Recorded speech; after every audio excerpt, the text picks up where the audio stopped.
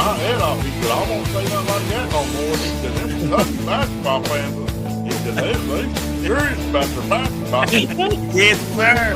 Yes, sir, we are. You So know they- it.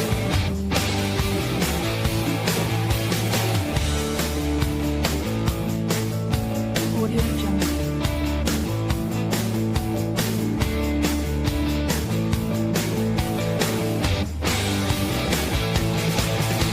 Audio Jungle.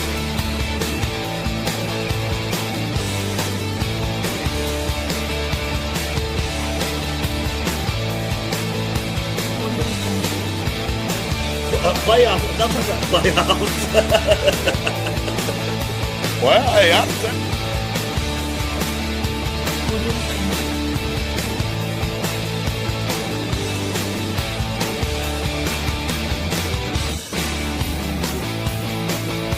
Audio Jungle.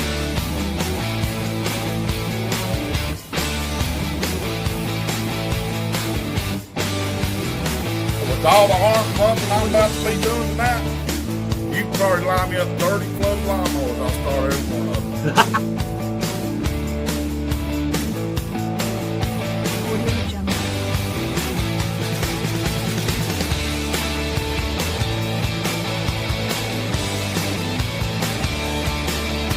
Jungle. Audio Jungle. Audio Jungle.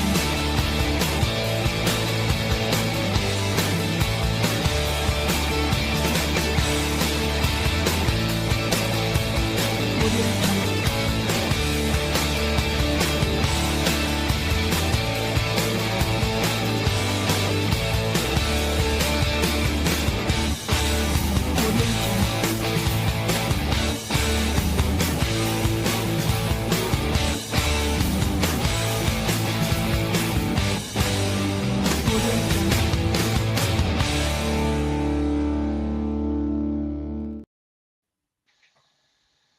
Good evening, everybody. It's Friday night, so you know what that means, guys.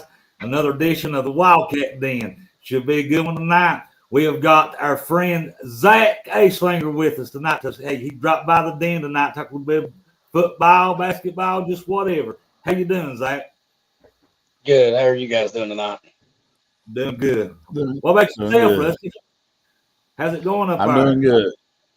Doing good? I'm doing good. Game should be a little cooler out there tomorrow. It was hot last week. Yeah, Woo. you're going to that game, ain't you? Up Yeah. there. Well, guys, Cats are on the bye week this week. They're on the bye week.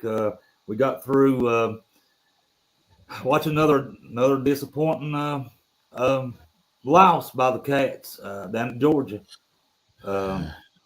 I don't know, guys. We'll get into that just a little bit later. But I will ask you, did any of you, Zach, you watch any of that game, Georgia and Kentucky?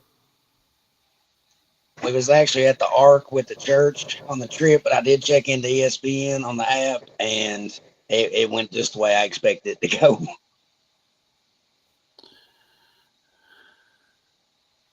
Yeah. I watched it. I had it on. I had it on, but I didn't pay much attention to it. You're right. It went about what do you say, Terrence? What's up, little buddy? It went about what I think. Rusty, correct me if I'm wrong. What did I say? 38-14. Yeah. It ended up being 35-14. Then. I watched it till Guys, right. I was pulling out the driveway when that guy missed that kick. And that's Yeah. not all I see. Oh, we're gonna get into it. We're gonna get into that. But listen, guys, Kentucky may be off, but we got some football this week. We still got some football this week. But before we get started, guys, let us take a minute and thank our sponsor, Overbay Enterprises, for sponsoring the Wildcat Den. We want to thank them. Listen, house seats, ditch drains, stunt removal, all of that, guys. Give these guys a call. What else, Rusty? driveways, heavy equipment transporting, stream crossings, field dirt, gravels, developments, land clearing, Southwest Virginia, Eastern Kentucky, Eastern Tennessee. Or about any of that type of work you need. Give these guys a call, and we want to thank them for sponsoring the Wildcat Den too. Well, guys, let's go over this top 25 right here. Let's see what I got here. But wait, hold on. We're going to talk about this too a little bit. Like I said, Kentucky may be on a bye week. We got football, but hey, being from Kentucky, you know what's tomorrow night, don't you, Zach? Big Blue Madness. We'll get into that later too, guys. But let's go over this top 25 right here.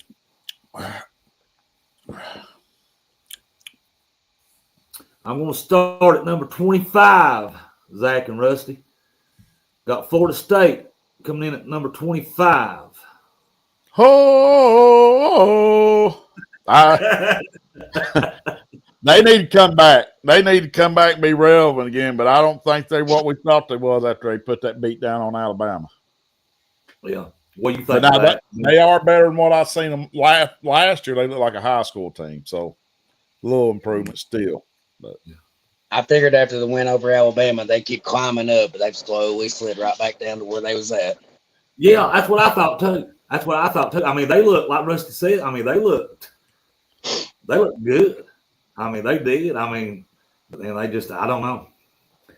Guys, we got number 24, South Florida. Is that right, guys? I can't see that. Yeah, South Florida coming in at number 24. They started out pretty good too. How many did they drop? That Florida win looks a lot better now.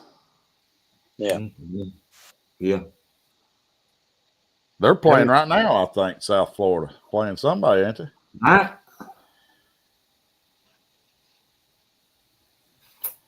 What do you think about it, Rusty? Did they drop any? How many did they drop? I don't know how many they dropped, but they 4-1 and they're tied up 14-all with North Texas. Right 9 minutes to go in the second half. Well, here's another team, guys, too. Memphis comes in at number 23. Well, they beat a mighty SEC school. So, I mean, even if it's Arkansas, they still beat them. And Arkansas actually had that game won and blew it within, I think it was the last 2 or 3 minutes. Yeah. Two games in a row they did that way. Yeah. And then Notre Dame went up there and put a beat down on them, went down. Yeah. Yeah, and that led to the dismissal of Sam Pittman, too. Yeah, it did. It did. They never should have brought him in this season because they knew what they was going to have to do. Yeah. Well, guys, going on to number 22. Iowa State comes in at number 22. What y'all think about them? They disappointed me. Cincy rushed for 260 yards on. Passed for 214 yards. I was bragging on their defense. I've been bragging on their defense all year. They just give up 474 yards. So, I mean, I guess Pac-12, Big 12 team, whatever. Yeah. They're usually consistent about every year, somewhere about, between 10 and, upper 20s every single season. Iowa State's right up there. Yeah, they are. Yeah. They are. I agree, Zach. They are. I like their coach. Bring him to Kentucky. Campbell. Yeah, I like him. Yeah, something else we're gonna get into later on here too. Guys, we got Arizona State 21 coming in at 21. Just seen them play. Who did they play? I believe it was early in their season. Well, they couldn't beat Cowbells. They couldn't beat Mississippi State. Mississippi State was one I saw them play. Yeah, and I didn't. Yeah, that kind of. They still have 2 ranked teams left on their schedule. So, I guess they can still climb a little bit if they take care of business. Yeah. You seen them play any, Zach? I think I seen them play Mississippi State earlier this year. Ain't they in the Big 12 conference now? They left the Pac-12 after it disassembled, didn't they? I think they did. Where'd they go? Ain't they in the Big 12 now? If I had to guess, I think that's where they are. I'm I pretty think that's sure. where most of their football schools went to. I think them and Arizona, and there was somebody else in there. Some went there. A couple of them, I think, went to the Big Ten, but Yeah. the ones that was left, I think, went down there. They are, Zach. They are. They went to, it says Arizona State went to the Big 12. Sure did. West Virginia is in the Big 12 too. I forgot about that. Oh, Rich Rod. Is he going to build them back? I ain't watched him none, but he usually has that hurry-up offense. It's kind of fun to watch. Yeah. Guys First coming time in he was number 20. Oh, I'm sorry. Go ahead, Zach. That first time he was at West Virginia, that was I was in high school when he was there, and that was one of the best offenses to watch. Them and Oregon ran that fast-paced, hurry-up, no huddle. I mean, that was just something to see. They pretty much invented that. Yeah. I remember him at Michigan, too. Michigan, that is right. He was at Michigan, wasn't he? Yeah. Guys coming in at number 20. We saw Vanderbilt play Alabama. I did see some of that. Vanderbilt comes in at number 20, guys. Did DeBacco Pavia throw that interception? They had a chance to take the lead. Somewhere, a couple minutes left in the fourth. Is that when he threw that interception? I didn't get to watch it. But Clark Lee's built something there, but I think they're going to probably get about at least 3 more losses before the year is over. Yeah. I hate to say it because I do kind of root for the underdog a little bit. Oh, I do too. I have all the time. All the time. I know there for a couple of years they was like everybody's homecoming opponent, and now I feel like that we've switched places with them. They went forward and we went backwards now. Exactly. That's exactly right. Exactly. And, if we went in the last couple of years, if we went in 11-0 when they was our last game, I feel like that they could beat us at our best. Because when we play them, it's like we see a ghost or something and we're scared. Exactly, Zach. I mean, I watched Clark Lee when he's defensive coordinator up here, and I always liked him. But I like Derek Mason too. So I was kind of like didn't know what to think when they made the switch. But I think they did what was right for their program. I mean, there's a lot of good fellas, but they ain't much demand for a good fella. You got to be able to coach. That's the same thing with Pittman. I like him too, but he ain't no head coach. No. But then in his defense, their AD even came out and said that he didn't have the resources he needed to win down there. But still, him being offensive failure. Yeah, set up for failure. But him being an offensive line coach at Georgia when they had their best offensive lines, they never did have an offensive line in Arkansas when he was there, I don't think. No. But anyways. Guys coming in at number 19, and this is one we saw. I watched a little bit. Well, I think we was done a show. I think Rusty, when this game was on, saw some clips. But Rusty and Zach, we got Virginia coming in at 19. When was the last time you all see? And let me ask y'all this: 19. Virginia coming. When was the last time y'all seen them in the top 25? Buddy, I remember years. It's been. I think Notre Dame's quarterback was Deshaun Kaiser, and I swear Virginia was ranked up there. They had to be at least in the top 25, and they had Notre Dame beat. And I think I don't know if Clausen or who Notre Dame's quarterback was, but I think they got hurt and Kaiser came in or something, and he threw a big bomb as the time was ticking off and beat them. I was listening to that on the radio at work. I never will forget that. Anyways. That was a long time ago. Zach, what do Did you they- think about Virginia? Did they win that game against Florida State a couple weeks back that went to like double overtime or something like that? Virginia? Yeah. Yeah. Yeah. Virginia's 5-1. And I was thinking that it was 40 something to 38, and I think it was double overtime. I remember watching the fans rush the field, and I thought that was Virginia. Yeah, and they was crying because they supposed to bumped into a couple of Florida State players or something. Yeah. Yeah. Because if I'm mistaken, one of them's quarterback. It might have been Florida State's threw a touchdown there at the end of it, and he dove right at the pylon and caught it. I think I sent it to overtime or double overtime or something, but that was guys. Then we've got BYU coming in at 18, and I think they are undefeated. Correct me if I'm wrong. I don't know how they I played. think they're last 12 unbeatens, 12 or 14 unbeatens left, and BYU's one of them. Yeah. They come in at number 18, guys. 18.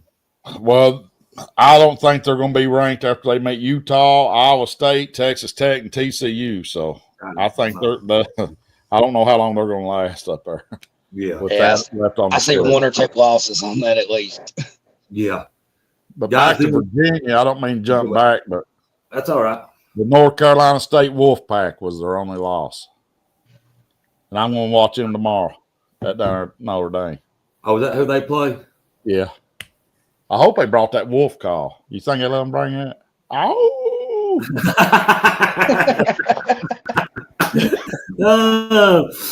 Guys, number 17, and they've got a big game. I think that's one of our games we're going to go over or pick. Number 17, Illinois, coming in at 17, guys. Illinois. But I think Illinois. I think the rest of their schedule is manageable except for the Ohio State game. I think they're going to have to beat Ohio State if they want the playoffs. Well, yeah. Now, they've only got one loss, don't they? Yeah. But they bounced back pretty good and beat USC. They did. But Indiana beat the brakes off of them. Yeah, and then the following week, I actually picked USC to beat Illinois, and Illinois shows up and beats them. That's the way it works. All right, guys. Rusty, this is you're going to watch this team tomorrow play NC State. Number 16 coming in at 16 is Notre Dame Fighting Irish. That game really wasn't as close as it looked. I mean, Notre Dame Boise held them on like a 4th down or so or whatever, but I don't know. Notre Dame moved the ball up and down the field, but they just wasn't scoring the points.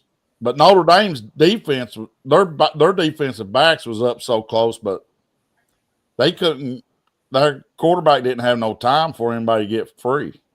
But Gail says, "Hey Zach, you fit right in there." Yes, he does. Gail. Notre Dame was the dominant teams. About all I can say about that. That score should have been way worse than what it was.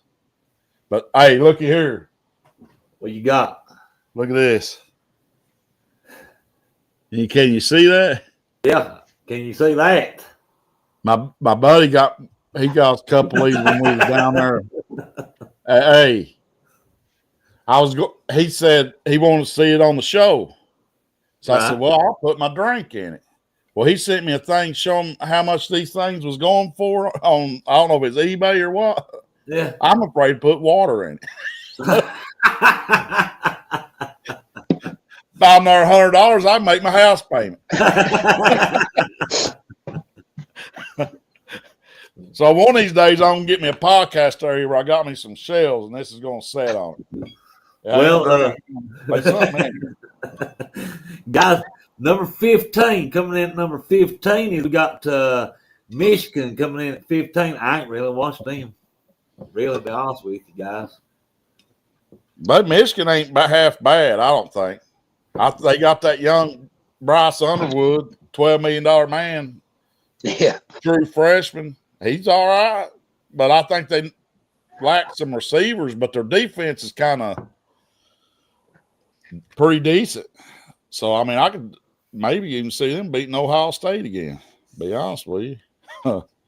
I think I've watched one of their games this year, and I was telling, I think it's my dad, that Bryce Underwood was probably one of the most elusive quarterbacks in the backfield under pressure.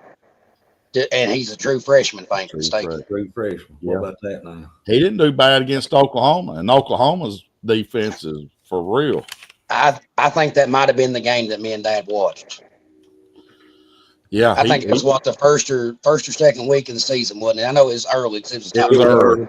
It was early. And Skeletor's got them. That defense is it's just as good as some of them old Clemson defenses, I think. Is their coach back now, Michigan's coach? He should. Well, I didn't even think about that. Shamor, he should be. His buyout's so low, I could see them if they wind up bombing. I could see him getting balled out. But there's going to be so many. We'll go over coaches later, I guess. Yeah. Guys coming in at number 14. Got the Missouri Tigers coming in at 14, guys. Got one against Alabama tomorrow. Well, I bet Penn State wish they had kept Bo Papula because I think he's better than Drew Aller. And that Amal Hardy, he ain't no joke. I mean, and they got a defense too. Yeah. Drink's to land him a job. They're either going to have to pay him or somebody's going to come and get him. That's all I got to say about Missouri. He's the one that wears that big old visor hat, ain't he? Yeah. Yeah. Oh, here comes my Wildcat. All right, guys. Number 13. Georgia Tech comes in at number 13. I can see them finishing the season with one loss or two losses at the most. I mean, because of how their schedule stacks up. They're a pretty good team, but I don't know how deep they are or anything. I haven't kept up with Georgia Tech in years. The last time I remember actually watching them, they still ran the triple option, if that tells you how long it's been, when Paul Johnson was there. And I actually watched them play, I think it was Clemson a few weeks back when they beat them. That's the first time I'd actually seen Georgia Tech on a football field in 10 plus years. I think, Zach, the last time I actually paid really attention, was it last year or the year before they took Georgia into overtime? Do y'all remember that? That's Haynes King just putting it on the line. I remember that. I think it was last year, actually, because wasn't they the ones hurt bad? Yep.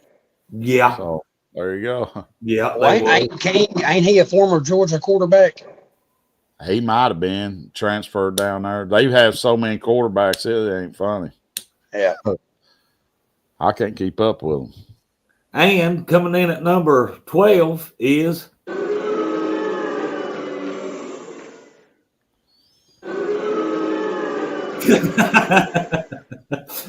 Tennessee. Let's skip this one.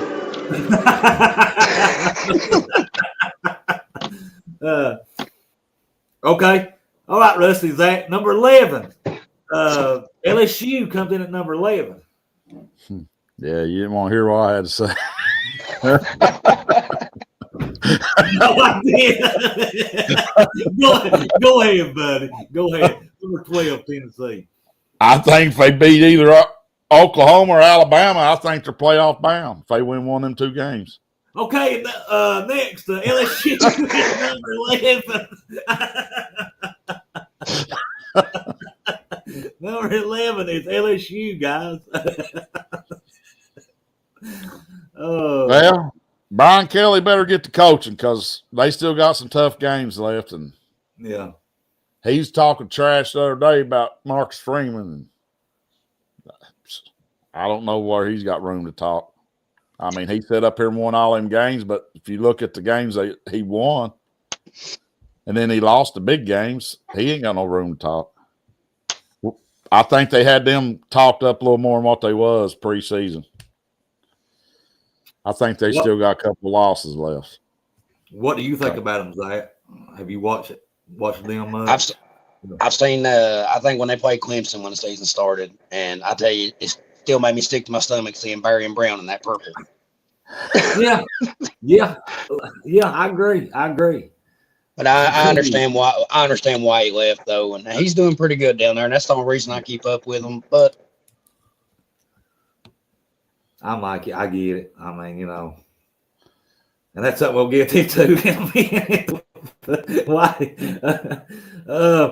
Number 10, Georgia comes at number 10, top 10 here. Georgia at 10. We saw them.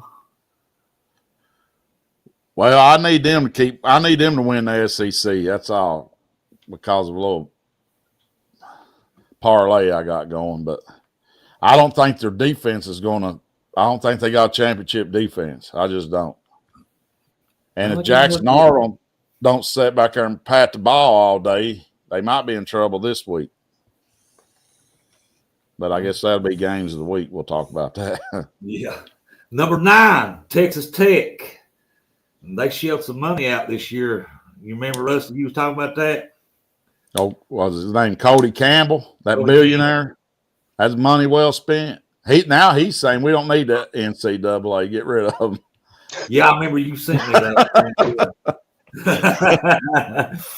Hey, when billionaires speak, though, people listen. Yeah.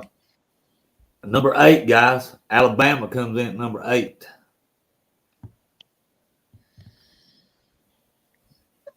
Alabama at 8.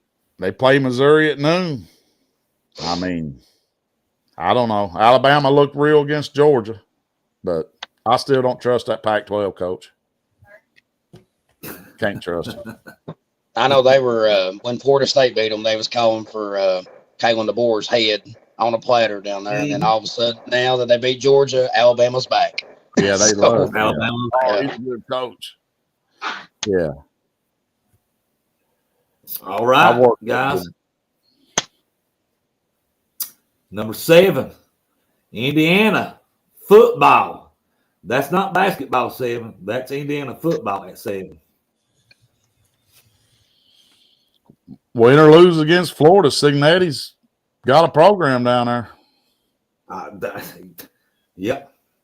He's a good Look at coach. us. I mean, he's got a lot of swagger. He's fun. I mean, them players, I bet love playing for him. Yeah. Like I said, look at Indiana at 7 and look at us. They was interviewing one of them players. Now he's talking about, Cignetti said he likes to talk, talk trash basically, and it's up to us to back him up. Yeah. And then we have got number 6. We've got Oklahoma coming in at number 6. Red River Rivalry this weekend. That's tomorrow, guys. That's tomorrow. Texas has got a defense. I don't know if Matera's playing. If he does, how healthy he's going to be. But Arch is just such a letdown. I just don't see Texas beating them. But now everybody else is picking Texas but me. I would take Oklahoma on that one. Arch Manning has just been built up to be this, and he's not produced part of anything this year. Yeah, Skeletor's going to unleash the dogs, and the Arch ain't going to know what to do. I think their defense could win on that one. It'll be worse than Ohio State's defense, I think. I think Oklahoma's got a better defense than Ohio State. Even though PJ Fleck said Ohio State's defense is the best defense he ever seen. But that's just because he got mopped up. What else you going to say?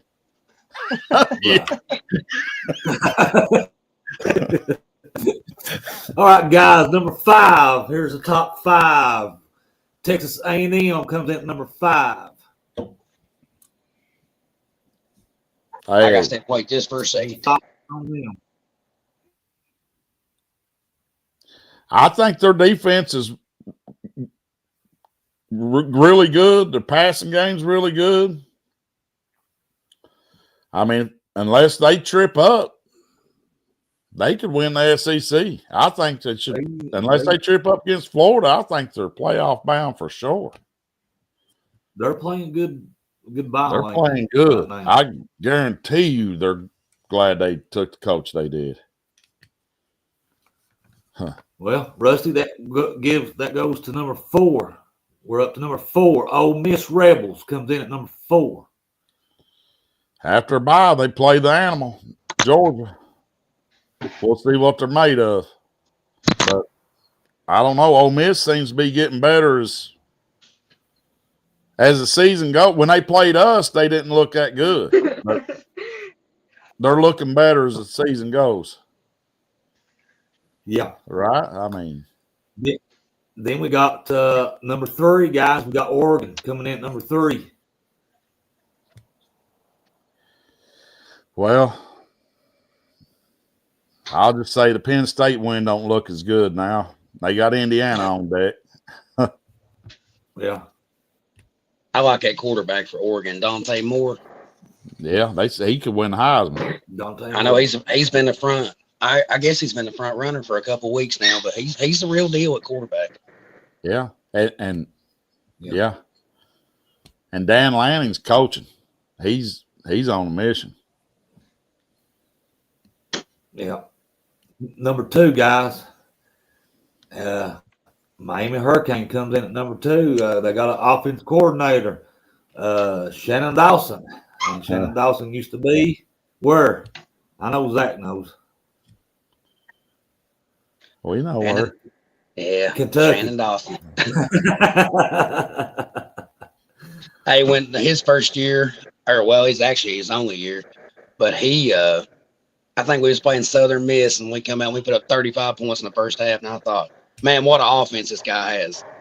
And then our defense gives up the next, 44 points, I think? 44? Yeah. Oh, my goodness. That's how I remember Shannon Dawson. Yeah, Shannon Dawson. Well, guys, that brings us to the number 1 team. And like me and Rusty said, Zach, until somebody beats them, no matter what we think about it, until somebody beats them, they're number 1. Like I said, PJ Fleck said their defense is the best he's ever saw. PJ Fleck's been coaching for a while, too. Yeah. Hey, bring PJ Flex to Kentucky. We'll take him. We'll roll some boats.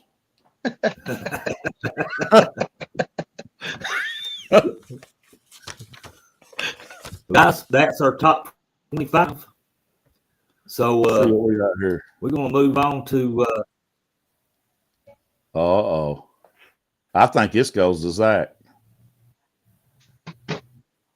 Now, as far as a comment earlier about we Bama fans being wanting rid of DeBoer after FSU, nope. Most of us know that Saban had a lot. Saban ain't stupid. What you got to say about that, Zach? I can see where it's coming from, and Saban had a lot of influence on that when he retired. Yeah, I'm sure he did. That one come from YouTube. Yep, that's my middle daughter. I love you too, Josie. Tell her to subscribe and hit the bell. Rusty said, "Tell her to subscribe and go to bed." Hit the bell. That bell. Oh, hit the bell. I thought he told her to go to bed. No.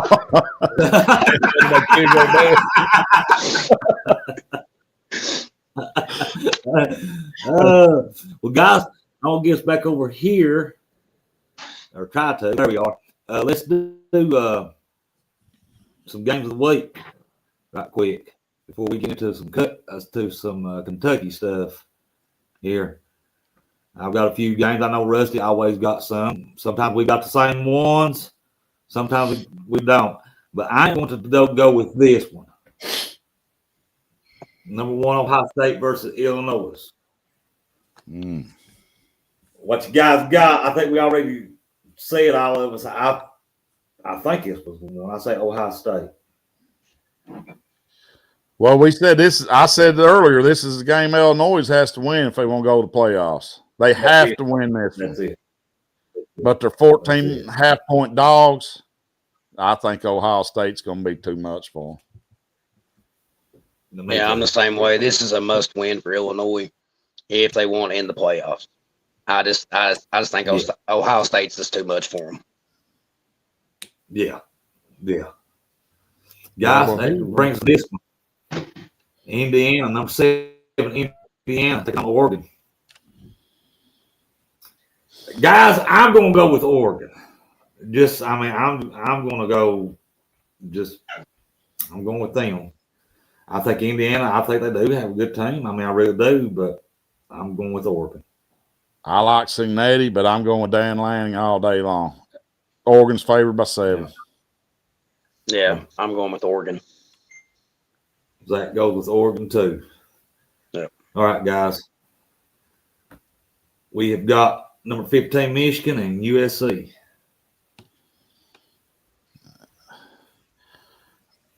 I'm going with Michigan just because I think they got a good. I think their defense is solid and they've played better competition. I think this one goes down to the wire, and I think it could go either way. But I'm going to go with Michigan on this one. Yeah, I agree. It probably go down the wire. I'm like you all. I think it will go down. Yeah, Michigan. I take Michigan. But Michigan, Blues, Kentucky. You need to be yelling. This is blue. This is blue. This is blue. Like we try to tell Mark, Zach, we've got a friend from North Carolina, and I don't know if you've seen him on the show. And he's a big. He went to North Carolina and he graduated there. And he keeps saying that. I said, no. I said, you got that powder blue, that light powder blue. Powder on it. Yeah, I said, this is blue. This is blue. But guys, I take Michigan on that. They're more like baby boy blue or something. Yeah. Like baby powder blue or something. Number 8, Alabama versus Missouri. Well, let me plug this computer. I'll mute us for a minute here. Y'all go ahead. Let me get this computer. It wouldn't be the Wildcat then unless something goes wrong here. So let me get this computer plugged up, guys.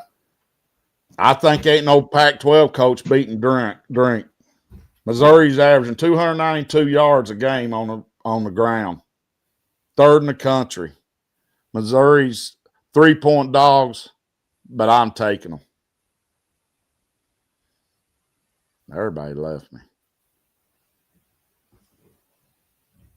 Let's see what Donald has to say here. Brent, did you ask Rusty that question about those titles? Uh-oh. Brent ain't here. Okay, guys. Donald has a question for you. Oh. Yeah.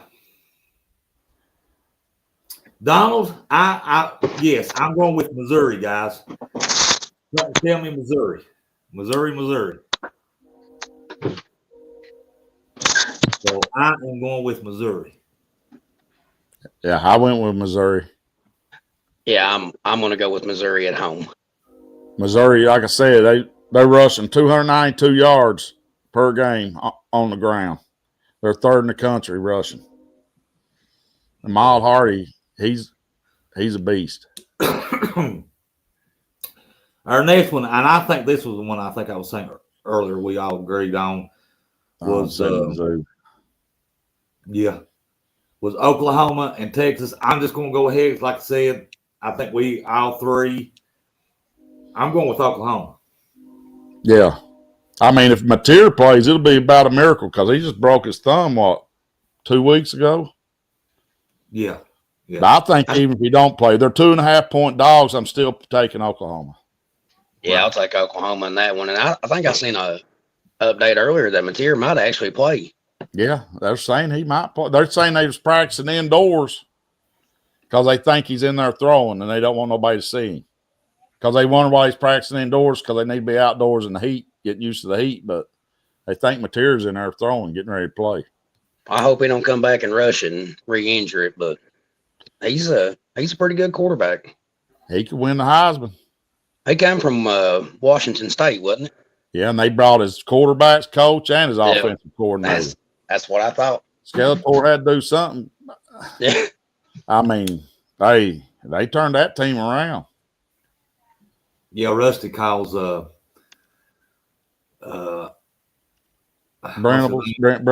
He calls him Skeletor. I said, He got that bony little face and my eyes. Yeah.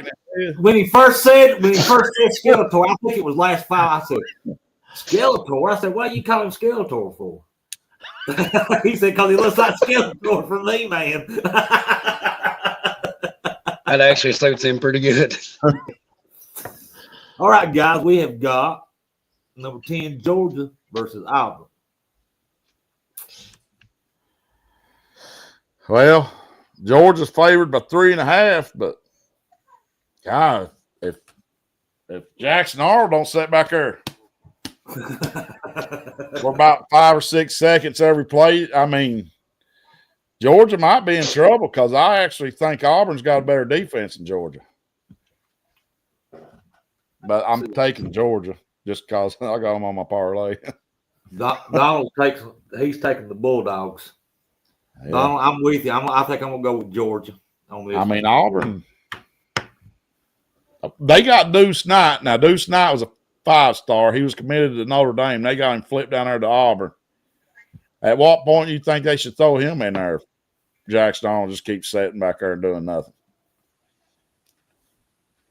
Any thoughts on that?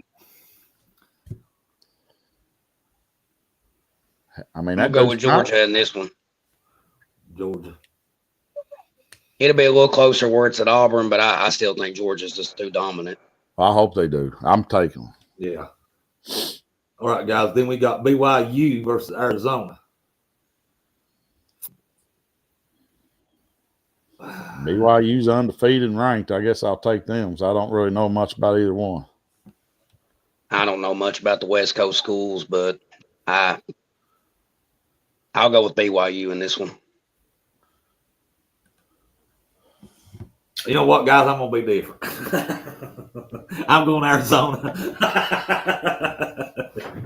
I'm going Arizona on this one. Donald's with you. Donald's going Arizona. Donald's with you. Donald's with me. He's going yes, Arizona.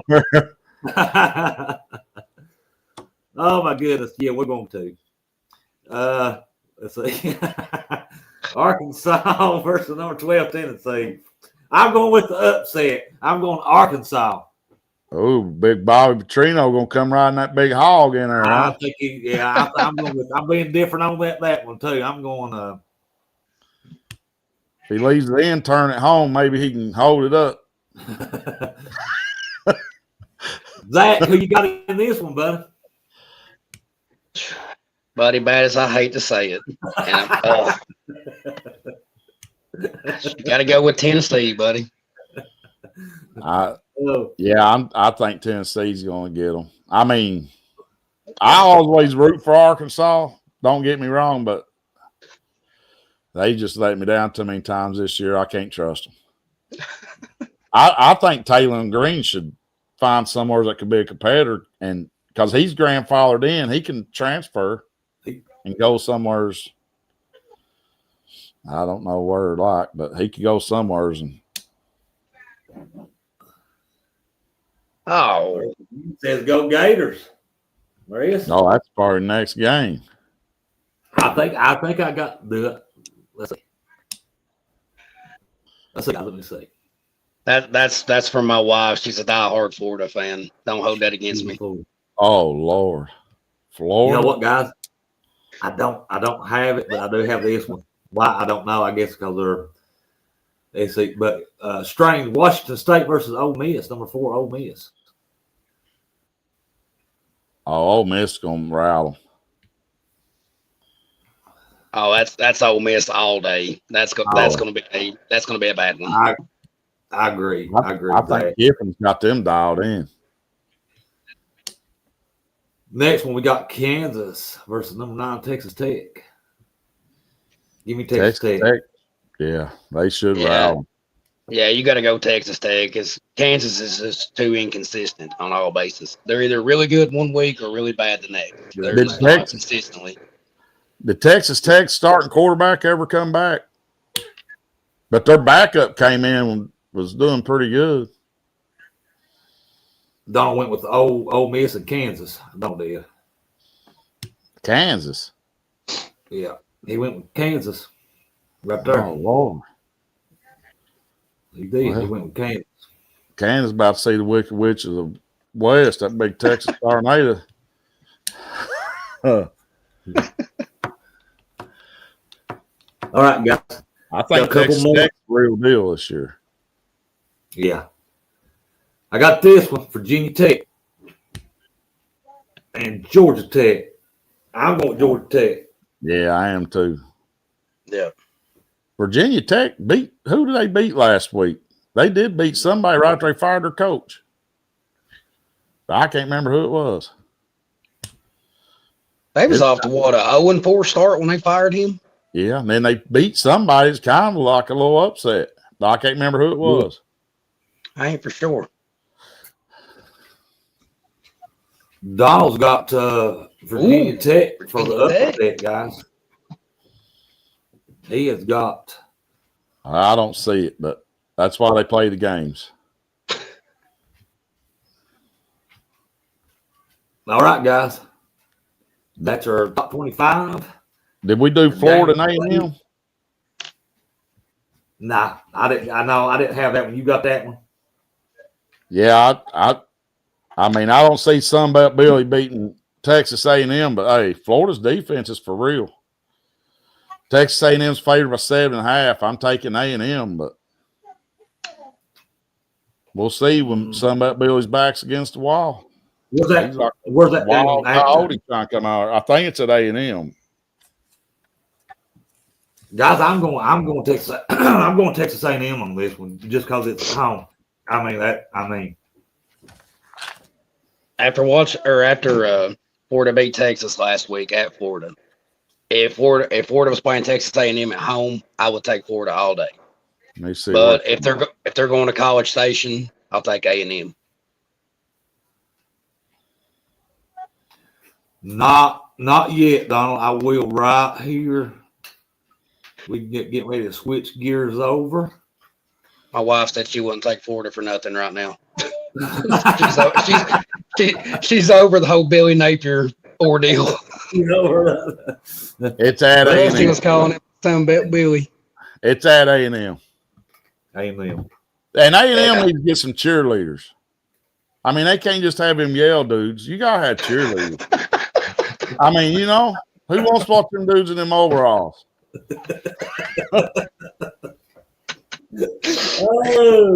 I could probably get behind them a little bit if they had some cheerleaders, but they don't got no cheerleaders. Me and right here before we switch gears, guys. Donald, we was texting. I think it was last night. He had a question, and let's see. Let me see if I can find Hey, John. What's going on, John? Let me find it right quick. It's good. It's a good question. It's a good question that he brought up about Kentucky and the and the old conference. And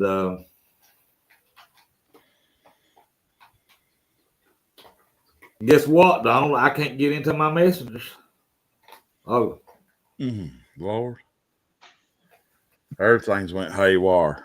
everything, yeah. Oh, here it is. Wait just a minute. Let me go back here, Donald. I'll ask him. Okay. I don't know that. Yeah. Okay, Donald's got it. Let me put it back up here. I ain't gonna lie to you first. Yeah.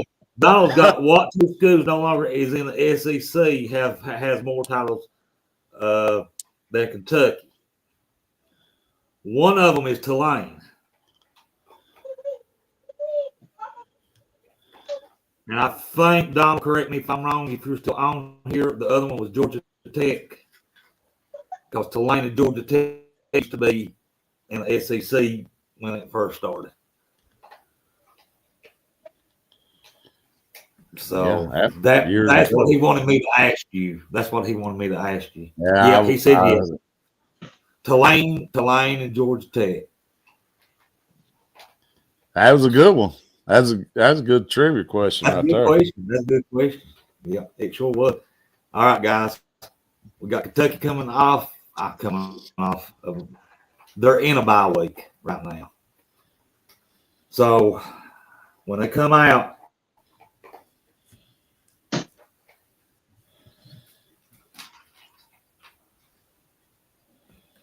well, John, I'll tell you what, I could take all of us down there right now and probably do, you know. They'd have better chance. At But- least we get them in better spirits. Jesus. Yeah. Can't do But any this is what worse. we can't do worse, guys, I'm telling you. But guys, I mean, there's so many reports coming out of Lexington. I don't know if you guys have seen, you know. Well, let me start with this. Let me go back. Kentucky's in the bye week. When we come back, we've got Texas, Tennessee, and Auburn, I think. And I think I forgot what maybe Florida, I think, is the fourth. But guys, I mean, can we?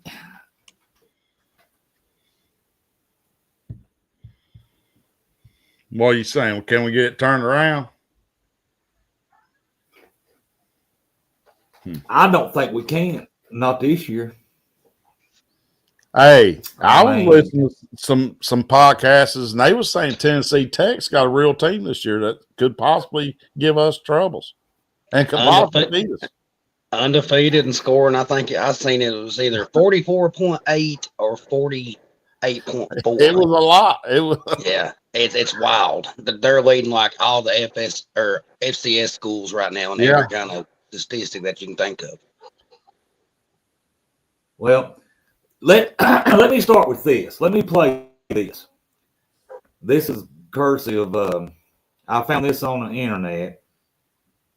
Kentucky Sports TV had this. Did you all see the interview after the Georgia game about where Stoops said he wasn't going anywhere? Yeah. 0% chance. I've heard that more and more. I wouldn't either. $38 million. And give my money in 60 days, please. I want to go buy me a tour bus and start riding around. Well, let me play it right quick, guys, and we'll get on into it.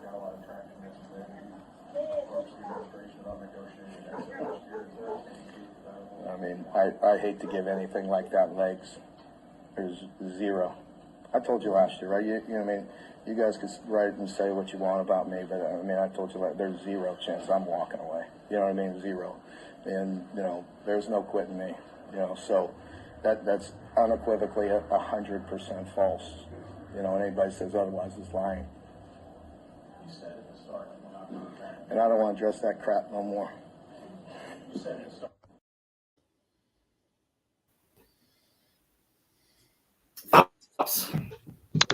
Thoughts on my comments after that? He's lying. I think there was some kind of meeting. Don't you all? Yeah, I think there was some kind of meeting about, yeah. I mean, look at what they did with Pittman. They could let him stay there until he fell under 500 and saved $3 million, but they just met in the middle and let him leave then. They just came to a mutual agreement. They was probably working on some kind of deal. And that's what, you know, like John said, you know, he was on a plane to A&M. He said he's not going nowhere. Well, hey, what was it 2 years ago, buddy? He was about to jump ship and go to A&M. He was gone. He was gone. Yeah, he would have went, and he would have took the whole coaching staff too. What do you think, Zach? I still wish that would have happened, and he would have just drove on to A&M and just and done with it. Yeah. Yeah, I do too. Then that'd been their problem. Yeah. Well, what happened? What happened on that whole ordeal? Did Stoops actually back out on it, or was it the A&M? Their boosters got I think the AD made a deal, and then once the boosters found out, they put a stop to it. Well, they ended up getting, what was it? Mike Elko? Is that who it was? Yeah. I watched him up here too as defensive coordinator. Hey, I'm telling you, kudos to them. They got the better end of the deal. We got the worst. Elko's a good guy. He's a good coach. Yep. He had boots rolling. Yep. I think what had happened was, like you said, I think the boosters and stuff got a hold of it and said, "Oh, we're gonna get Stoops," and they wasn't having it, and the boosters wasn't having it. Well, no, the AD told the boosters, and the boosters said no. And then it got to the fans, and then the fans said no. And then next thing we knew, Stoops wasn't going nowhere. All of a sudden, he's gonna stay. I'm not going nowhere. Oh, I love it. He was too. This He is was going to home. go a couple. I love it. Yeah. And I don't think he wants to be here now. I really don't. I mean, it's apparent. I mean, you can look and see he don't want to be here. I mean, there's too many mistakes on the field. You know. You can see the morale on the sideline. He don't want to be here. 100%. Yeah, the morale. Yeah, I mean the morale's just it's off, and these contracts that's being wrote. I mean, you know, that contract's crazy. I mean, you got that chart I I think sent it you? is. It's my opinion. Do what, bud? You got that chart I sent you? I've got I've got a chart. I've got a chart. Well, now people say he's the greatest coach of all time at Kentucky. Well, I mean, I don't see how they can say he's the greatest coach of all time at Kentucky. Now, if you want to say he's the winningest coach, that's fair. That's a fair statement. But now, if you go by winning percentages, he's 8th. And now we're going all time, so we're going way back here. Number 1 is J.J. Taggart, 1915, 1916. He coached 2 years, 10 wins, 7.67 winning percentage. Number 2, Bear Bryant, 46 to 53, 60 wins, 7.10 winning percentage. Now he went to 3 bowls. He's 3-1 in bowls. He went to 4 bowls, so he's 750 in bowl percentages. Number 3 is William. I don't know how to say this. Well, no, 1920, 1922, 13 wins, 560 winning percentage, 3 years. And this guy's 1 year. Number 4, J.J. Wynn, 1923, 4 wins, 556 winning percentage. Number 5, Harry Gamage. He coached there 7 years, 27 to 33, 32 wins, 556 winning percentage. 6, Blanton Collier. He's there 8 years, 54, 61, 41 wins, 531 winning percentage. And this guy, 34 to 37, Chet Wayne, 20 wins, 513 winning percentage. Now coming at number 8, you got Mark Stoops, 13 years. He's got 79 wins, but now if you take those 10 away, it got forfeited, but he's a 510 winning percentage. So now how can you say he's the greatest coach of all time? And he's 4-4 in the bowls, 50%. So the closest guy to him has 5 less years than him. So I don't see how you can say he's the greatest of all time. Well, all these other guys had 13 years. They've already been way better. But now before the season, I did his percentages before this season. Without those 10 wins they took away, he's 4.93 winning percentage. And with them, I figured it up at 5.28. So, I mean, this is pretty close. And the yellow here is wins. They got this list of wins. Now, I'm going by winning percentage. Because you can't say win in our 13 years. Well, Bear Bryant would be in our 13 years.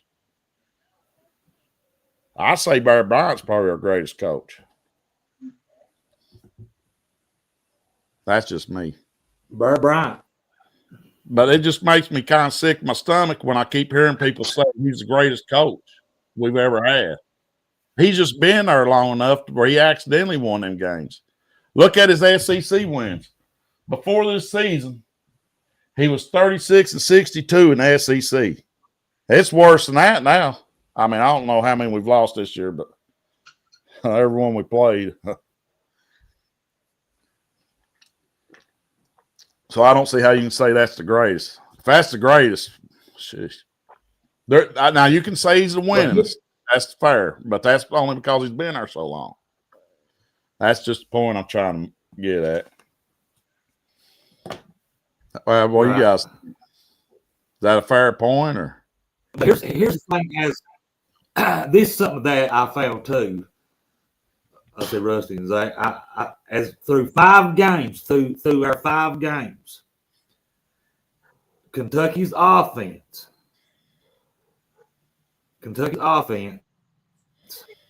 is averaging 331 yards per game. The Wildcats rank 107th nationally in yards per play with 4.9. And are dead last among all 131 FBS teams in the competition percentage at 53%. The defense has only given up almost 60 yards per game. Now, this is something that I found today. And like I said, I'm just reading that. And that's what I found today. You know, that one stat, you know, we're last. I mean, you know, I don't know. I said, what do you think about this whole, Zach, about this whole situation with the Stoops, with the stories coming out? He had this meeting. And also, too, guys, I don't know if you saw that. I won't mention the show, but they said they had the money. Did you see that? That if the money would be there, maybe, or something, you know, buying him. I don't know what to believe anymore. I mean, are we keeping him? Are we buying him out? Or is he, what's going on? didn't somebody say when they I think if we got the money, we just go ahead and just buy him out. deal with it? Yeah. You know, if he really went to Barnhart last year and won it out, then just let him go. It's just going to get just worse each year. It's never going to change. We're still going to have the same offense. We're still going to have the same defense. It's not going to change with him. Yeah, it's going to be the same.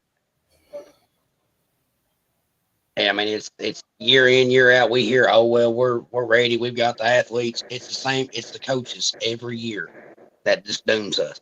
It's the same offense. It's always just stall ball. I can't stand that stall ball.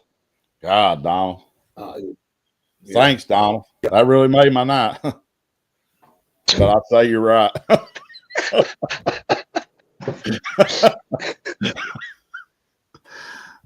Yeah, you're absolutely right, Zach. I think as long as we have them. Now, see, one thing we heard, I think, Brent, was they saying that they took an extra $40 million or whatever it was to buy him out when they got the loan for the stadium renovations. And then if they needed to buy him out, they had the money. I tell what we heard something like that, but I don't even care. Don't even renovate the stadium. We'll play in the parking lot. Get rid of it. Get rid of it. If we win, the stadium will take care of itself. The fans will show up if you're in the parking lot if you're winning. Yeah. See what I'm getting at? Yeah. I mean, hey, Stoops is a joke. I never liked him to start with. Oh, who's he talking now about? Zach's right. I mean, well, I don't care if it costs $100 million. He's got to go. Get some coal money, some horse money.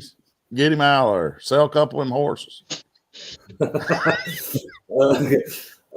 Zach, right? It's going to be the same thing. I mean, you could get a new offensive coordinator every year, and it's going to be the same. And something else too. There is no consistency, and you all may at quarterback. You've got to have somebody that knows them guys from year to year. I mean, that's, you know, not only do we need consistency at the OC, we need consistency at quarterback. I think Griff is a good quarterback, and they broke him. I think they broke Griff's spirit last year. I think he was good, but yeah, I agree, Donald. 10 years too long. Well, let me ask you guys this question. Now, we're all basketball fans. We love our basketball.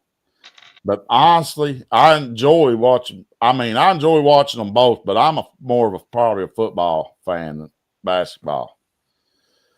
Just the sport itself. I mean, I know I'm from Kentucky. I'm supposed to say, hey, well, we're just a basketball school and it's okay if we lose. But no, we're paying Stoops top 10 money. We need to be getting some results. Well, now I'm just hypothetically speaking here. How many years would you go in basketball? Now, let's say you can make a trade. Now, it's just imaginary. How many years would you go not making NCAA tournament in basketball to have a football team that made the playoffs and was an actual contender to win a championship for 1 year? 3, 4, 5? Because we got our stuff in basketball. I would trade a couple of years. I don't know how many, but Well, we want to win in football. I mean, they can say. We want to win in football too. It ain't only basketball. I love basketball. Me personally, and this is me. I love basketball as much as I do football. I can't pick one. I mean, it's just me, but But you can have both. You can have a competitive football team. It may not be national championship, but you can have a competitive. You can have it in both sports. Hey, Florida won national championship both teams 1 year. Did. Yeah, they did. What do you think, Zach? I lean more towards basketball, but I still love football at the same time. I defended Calipari for years, because he was getting us the top recruits, but you might show, regular season wins. And it looked great, but we were, knocked out the first round of the tournament, couldn't make it past, the first weekend. And I was all for the change after that. When I saw the news break when it came out that he was leaving for Arkansas, my first thing I thought was, we're going to get Dan Hurley. Yeah. We ended up getting Mark Pope, and I tell you what, I really think that Pope was the right man for the job. I think he was too. And, he was thrown into a mix where, we had no recruits other than Travis Perry staying on. He was a Calipari commit. And then he assembled a roster within, we'll say 30 days, and look how good we done. Yeah. But he's an XO coach. He ain't a recruiter. He's a coach. And that's something that, like, you put Calipari in the game against Duke, we lose that game by 15. Hands down. Yeah.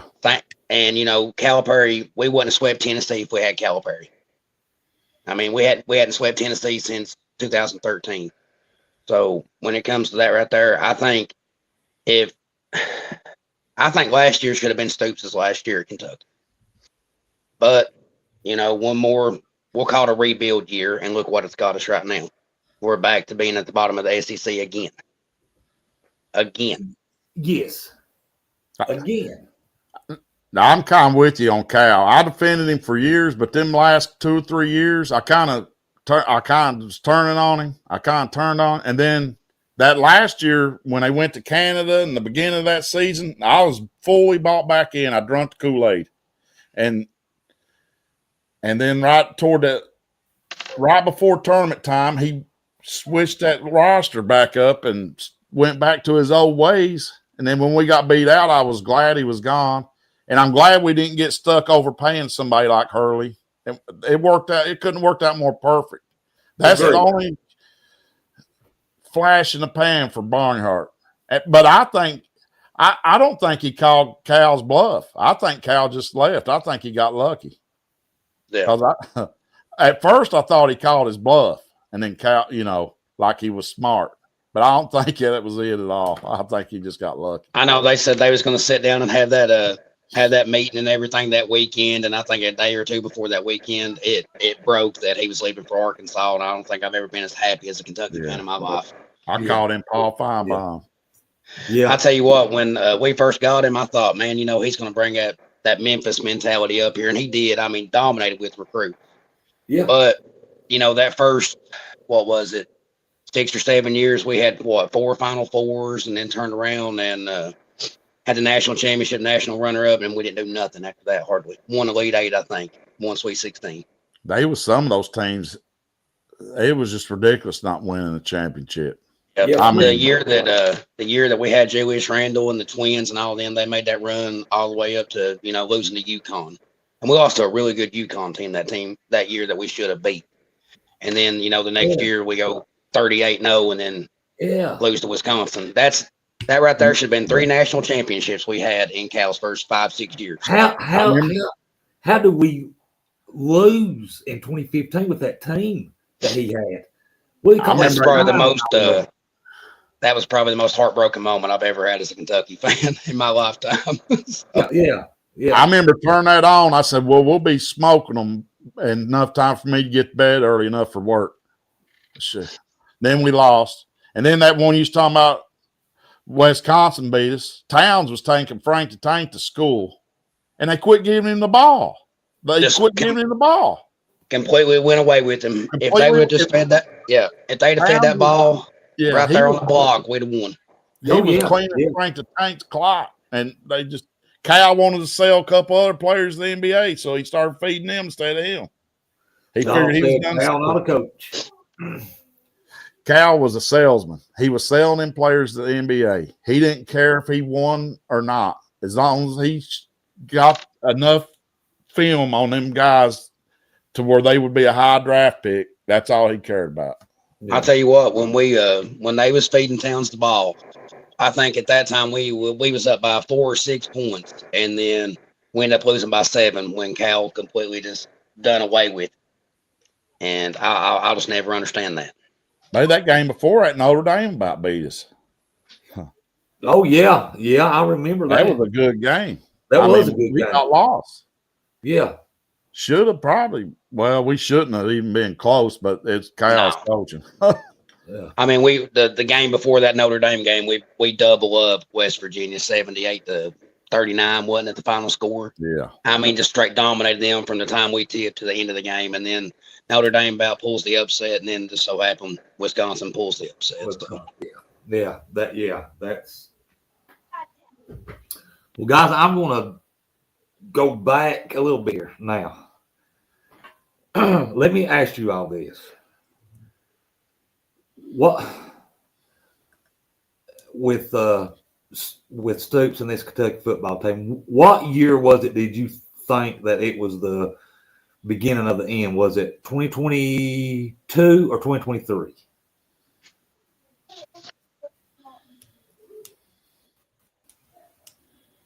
Stoops?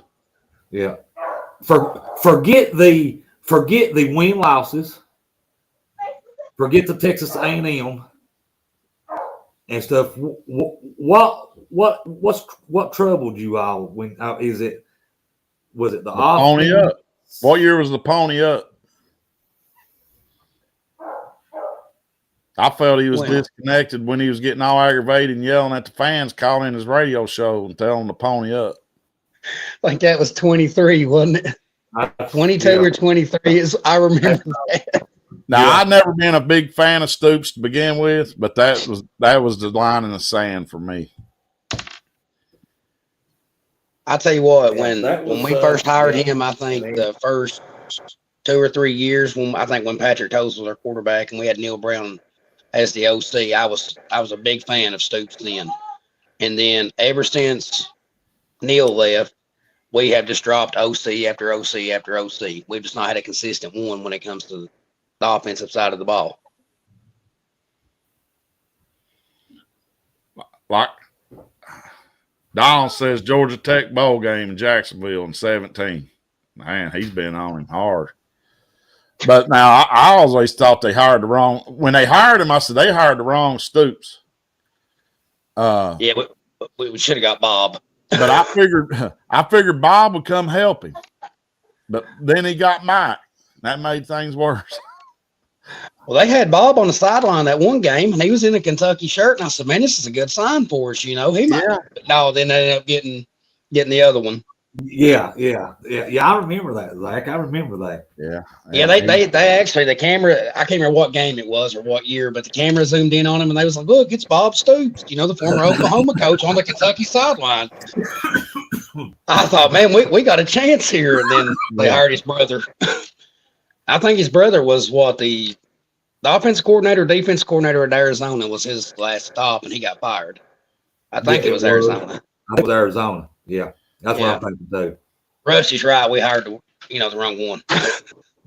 Bob was a good coach, but I mean, I figure, okay, they hired Mark. Well, Bob will come help him out. He didn't. But now, me and Brent was talking. Didn't we come to the conclusion that because we seen some that said maybe if Stoops, if we was to get lucky and get rid of him, that Georgia might take him in as defensive coordinator, that him and Kirby's buddies. I reckon, according to Kirby Smart the other day, he said him and Mark Stoops was closest brothers. Now, you think that's why we play them close? You think Kirby takes his foot off the gas and lets us keep it close so he don't let his brother get beat up too bad? You know, if Georgia comes in ranked number 1 when we play them at Kroger Field, I look for the upset every year because it's like when we play them there, you know, it's less than a 1-score game. We go to Georgia and they cover the spread so easily down there. I don't know what it is, but like, you know, and I'll go back to last year. You know, we 1-7. Our only win was Ole Miss, if I ain't mistaken. It was. You know, we could easily been, 5-7 that year with a 2-6 record. All Stoops had to do was get 2 yards. 2 yards on Georgia's side of the 50. And you know what he does? He punts it. Georgia runs out 8 minutes or 6 or 7 minutes off the clock, goes down, gets a touchdown, we lose. He sure did, didn't he? Yeah, he sure did. He punted. Me and you was talking about that last year, Rusty, about him punting. Yeah. And I think, if I ain't mistaken, he punted from like the Georgia 41, 42 yard line, I think. Yeah, it was in between the 40s. I remember that. And we was running the ball. I think we had got it like at the 25 or 30 yard line, and we was just punching it down their throats right down the field. And then he punted. Conservative Stoops just calls it off, and he says, "Well, I'm gonna punt," and then tries to pin them, and guess what? It goes right through the end zone, and they get the touchback, and they go 6 minutes down the field and score. Set match. And you know what too, Zach? Like you said, it will be the same thing if he comes back next year and the year. It will be the same thing. Well, and he got on there, and him and Hamden was pointing the fingers at each other. Hamden said, Stoops has so much control over the offense, and then Stoops says, I have no control over the offense. It's all Hamden. So, at this point, Hamden come from Boise State. They run a little quicker offense than what we run. You can't tell me Stoops ain't making him slow it down. And if you're used to running tempo, and Hamden said he's going to run tempo when he hired him. And they're not running tempo. But where's that? If your offense is tempo and you're not allowed to run tempo, you can't get in rhythm. Them tempo offenses has to get in rhythm. The first game we played this year against Toledo, I thought, man, they were trying to hustle up at the end of I think the first half, and they couldn't get lined up for a field goal part. I know. And you can tell, like, you got one guy saying, let's go, go, go, go, and then you got one guy saying, oh, slow down, pump the brakes a little bit. You can tell if somebody's clashing on that staff. You can just watch every game and see that. Yeah, that whole staff needs to go. If you got Youngstown, if you're 500 miles from Youngstown, you got to go. I don't care.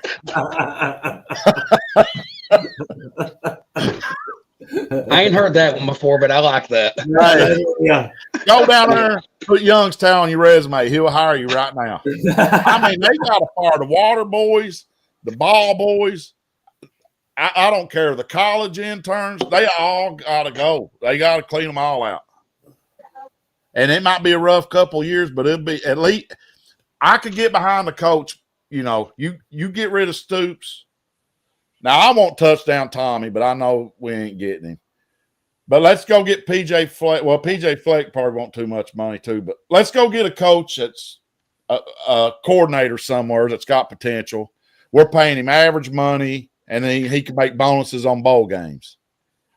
If we're losing, I can get behind that more than somebody that's been sitting there 13 years making top 10 money and can't even get a garbage bowl. I mean, that's just me. If we was consistent every year, when we was coming out, we was winning, 8, 9, 10 games a year. I could understand, everybody not being upset when we have one bad year.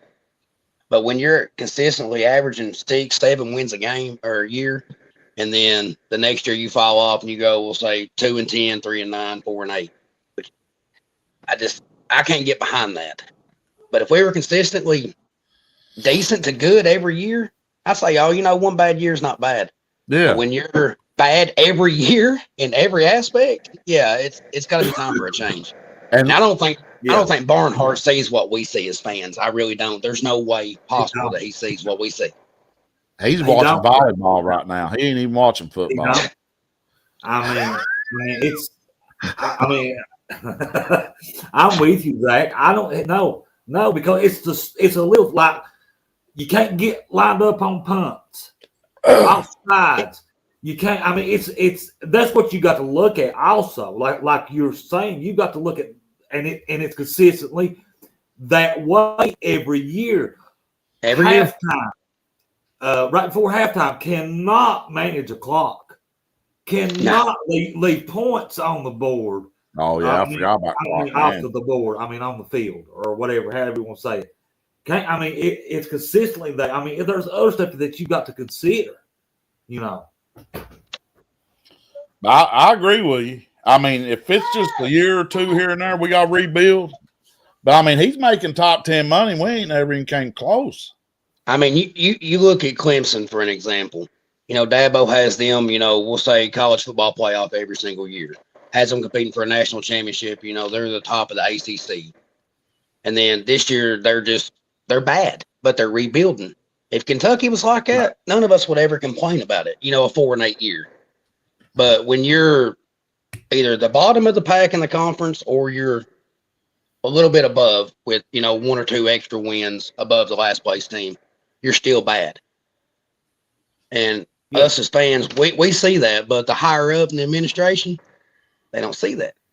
Well, everybody's talking trash about Dabo last year, and then next thing you know, they're in the playoffs. Yeah, I think they started, I can't remember exactly, but I think the last year they won a national championship, they was like 1-2 to start the year, and they finished 10-3 and got into the playoffs and still won out. So I've never been a fan of Clay Clumpton, and they was saying beginning of the year he's going to be a Heisman candidate and all this. And Coach O, I mean, Coach O, I'll take him, but I ain't paying him what the LSU was. I ain't giving him no more cheeseburger. Remember when he got fired? He said, I ain't worried about it. I'm going to take me some time. He said, I can afford me a cheese. I can afford a double cheeseburger. Yeah. I remember watching his. I like Coach O. UFC done him dirty. I remember watching his. I watched Coach O's interview after we beat him. I think the last year we had, it might have been the first year we had Levis or the last year when we beat him when we started 6-0. And I remember watching his post game, and all he could say was, "Kentucky's a good team." That's all he kept saying. And I thought, man, maybe this is the year we get really big over the hump, and then the next 3 games we lost. So, well, Coach O, he had, I forget how many players that year left and went to the NFL. Half his coaching staff left. Some of them went to the NFL. They went for better jobs, and he was having to rebuild. And then they just all of a sudden, oh, he's trash. But he had to start back from scratch. They didn't even give him a chance. No. And then now they got Brian Kelly. They paid him, Lord. I think his buyout's up. It's like 60s, in the 60s million. Gave him 2 houses, a bunch of cars, access to a private jet. Look at him. Yeah. Well, you see how quick that Coach O got let go from LSU for one bad year. Yeah, one bad year. Yeah, why can't we be like that? I understand. Exactly. I understand we're not no national powerhouse or anything like that in football.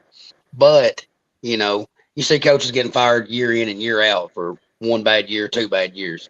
And then you got us that, like I said earlier, consistently, we're not nowhere near where we need to be. Middle of the pack at the best. And nobody wants to change. I don't understand it. I agree. Stoops had them 2 10-win seasons, which one of them got taken away, but they played them on the field. I give them credit for them, whatever. But that ain't a lot in 13 years. No. I wrote down every season that he's had since we'll go back to 2016. You look at this, 7-6 with a 4-4 conference record. 2017, 7-6 with a 4-4 record. 2018, 10-3 with a 5-3 record. 2019, we lost 5 conference games. 2021, we won 5 games, lost 3. 2022, 3-5. 2023, 3-5. Last year, 1-7. So I mean, we've not even had consistency in conference or non-conference. I mean, he's 13 years in, and we've had a couple really good years, and the rest of them's been mediocre at best. Now, do y'all think they just fire Bush and say he was the problem? Guarantee that's what happens. That's what Guarantee it. That's what I'm thinking too. I don't think that they're going to fire Stoops because of his $40 million buyout. I just don't see it. I think they'll let him go, and then might keep Brad White, but it wouldn't surprise me if they let him go too. They're going to have to start letting them go a little by little, so that way when they have to pay out all the coaches, it won't cost as much all at once. So they might let Brad White go and Bush this year, and next year, if something don't happen, Stoops.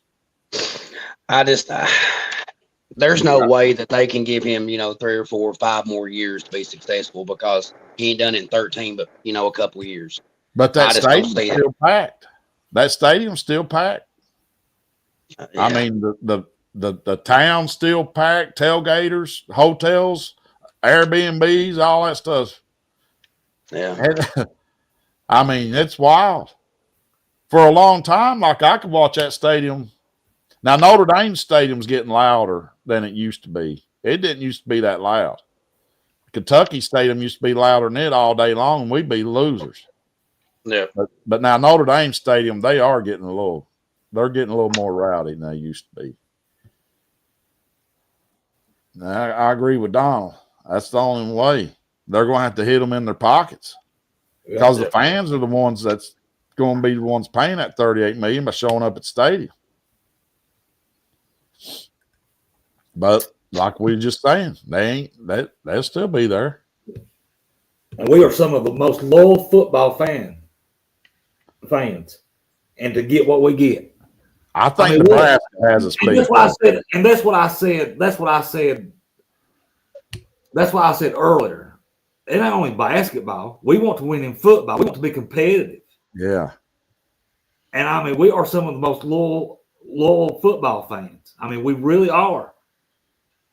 I mean, and to pack that stadium and try to support them, and this is what we get. I mean, you can't get lined up right on punts and everything.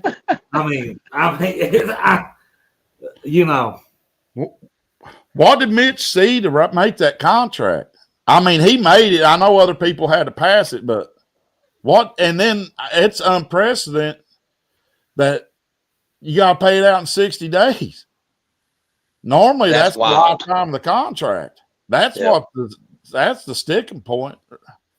I think I looked at it the other night, and it was a $40 million buyout. So much of it had to be paid within, 60 days? 60 days. And then so much per year for the remaining, I think, 5 to 6 years under the contract. I think it was $1.5 million or $2.5 million. Is it like 75% has to be paid in 60 days? And then the rest of it's, But 75% of 40 million is a lot. Yeah.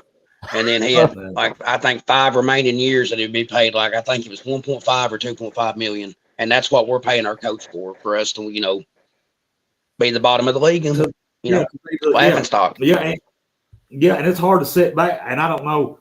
I guess what I was going to ask you, it's hard to sit back and see. And Zach, you said it, I think earlier in the show, like people like Vanderbilt and stuff, Mississippi State, see them going up and we're going backwards.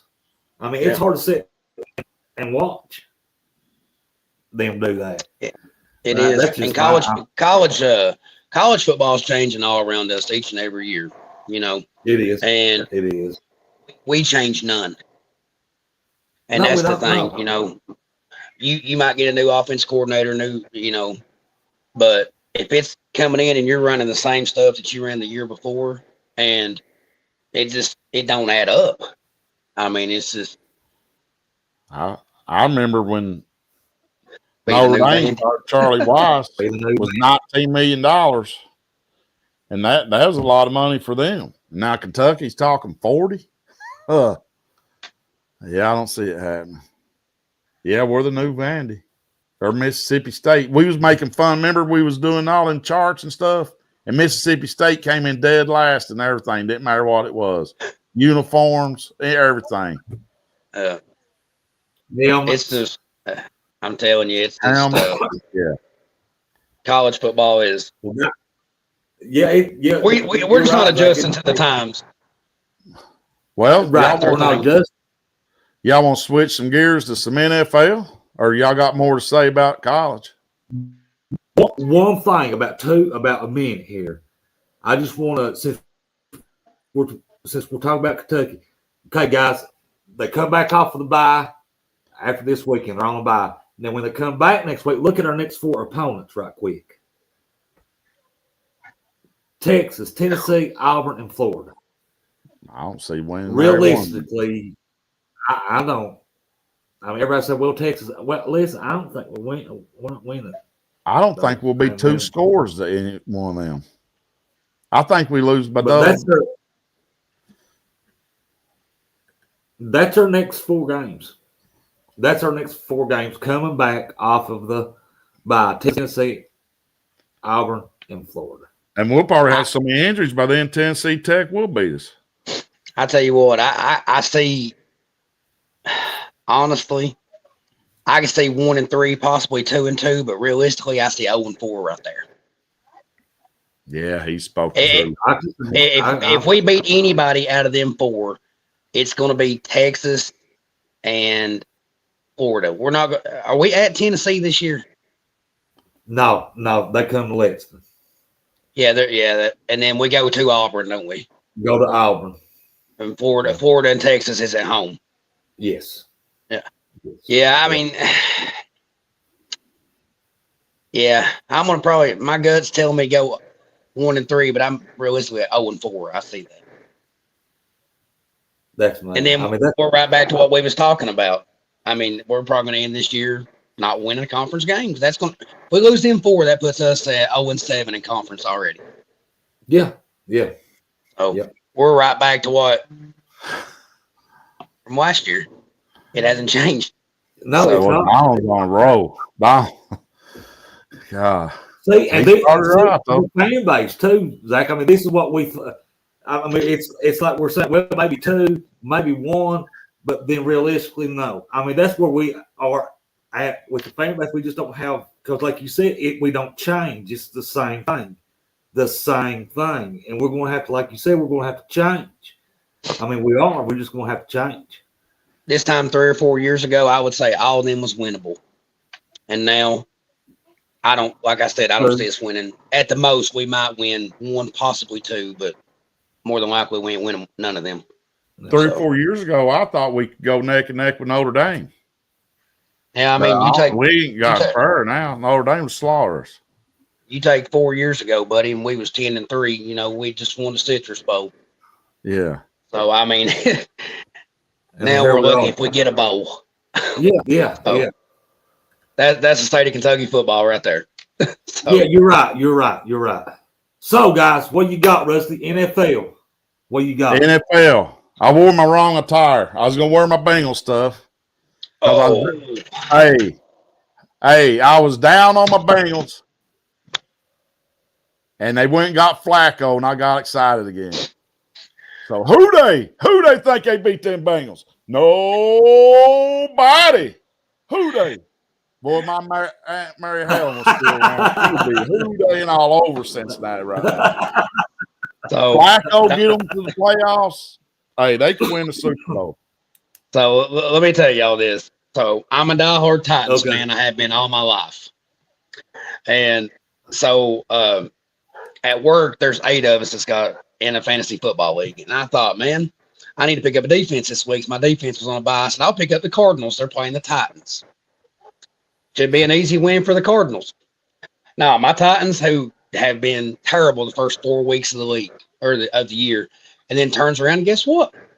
They shocked the Cardinals, who I just happen to have as my starting defense in fantasy. What about that, man? hey, guys, Yeah, old what's his name made that big heroic pass to win on the game, didn't he? Cam Ward. Cam Moore, yeah, okay. So I don't know. But I tell you what, sometimes- he has been terrible all year. Interceptions, can't move around in the pocket, and then he comes out against Arizona and looks like a totally different quarterback. Like, I don't know how much they can blame on Levis because that team's just so bad. Well, I blame a lot of it on Callahan. See, Callahan's coached a lot of good quarterbacks, though. He's coached. He might have been around Manning. I know he's around Andrew Luck, Big Ben, Yeah, Carson Palmer. he's been Joe good. That's the Burrow. thing. Yeah. And I thought he then- would be a real coach, but he ain't. Yeah. And the thing about it was when they had Mike Brable, he had one bad year, and I think it was still a 16-game league, and I think he went 8-8 or 7-9. They quickly fired him and then brought him over from Cincinnati, and he goes 3-13 or 3-14. Weber. I did too. He's turning the Patriots back around. They look good. He's making One bad year, great and pay they stand him look good. packing. Yep. But now we was talking about Stoops. We had our chance to get Liam Cohen, and look what he did with Jacksonville. 4-1. Goal. He's got I'm a Minnesota. I don't know if I ever told you that, but I'm a Minnesota fan. Minnesota. Go. Well, I'll tell you, old Carson Wentz looked pretty good, Minnesota. Yeah. How'd you become a Vikings fan, Brent? You live all the way in Eastern Kentucky. I listen. I Rusty think asked his me the Wallens same is thing, purple. and I don't know. I just I like that division. They've got the Bears and stuff, and there's just something about the Vikings when they had Tommy Kramer and some of them guys like that. I don't know. I like that team. Well, you're right about that. I just liked them. If you like a division in the NFL, why not the NFC North? The Bears, Vikings, the Lions, the Packers. I mean, you got 3, if not 4 teams every year just about making it to the playoffs, and they're all from the NFC North. Yeah, I'll talk about my Bengals. Okay, We got Flacco, but they got Green Bay coming up. Now Chase is questionable because he's sick. I seen that. Oh my God. Give him some Pepto-Bismol or something. He's got to get out there. I mean, Flacco's got to have somebody to throw to. I believe he'll do good, Stinson. He acts like he does got some brains. He's not just like a football. I mean, he talks like he's got some sense. Yeah.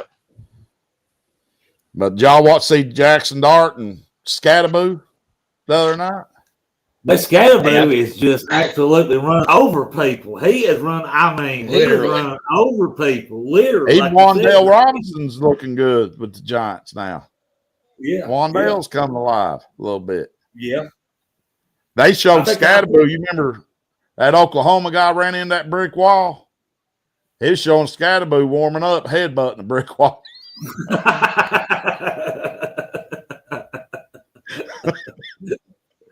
I'll tell you what, he had one carry there last night. He came around the right side of that line, and he could have ran probably 10 yards and went out of bounds, but he turned that ball up the field about 12 yards, and I mean, he absolutely destroyed that linebacker. Seeing him fly. I know. He just run. I saw that clip of him. What was it last night they played or not? Yeah, I can't remember. Yeah, he hit that linebacker, boys, like you said. He just I said, man, he ain't afraid to take a hit or, lay a lick on somebody or take a hit or whatever you want to say. Now this year, you got Baltimore ain't looking good. The Eagles don't look that great. They did 4 tush pushes in a row. Did you see that? They did 4 in a row. Oh my goodness! Well, they called it the Bush push up here when it was illegal. And I remember that game. I remember watching that game back. Now it's legal, but I don't know. Tampa Bay, Baker Mayfield. Now, I didn't really care for him a whole lot when he first came out of Oklahoma, but I respect him now. I think he ain't give up. He's went to work, and I think he's a pro. I think Cohen turned him around and got him on track. I think Cohen. And I think Stafford, the Rams, still looking good. Who do y'all think is some legitimate candidates to go to the Super Bowl or at least go deep?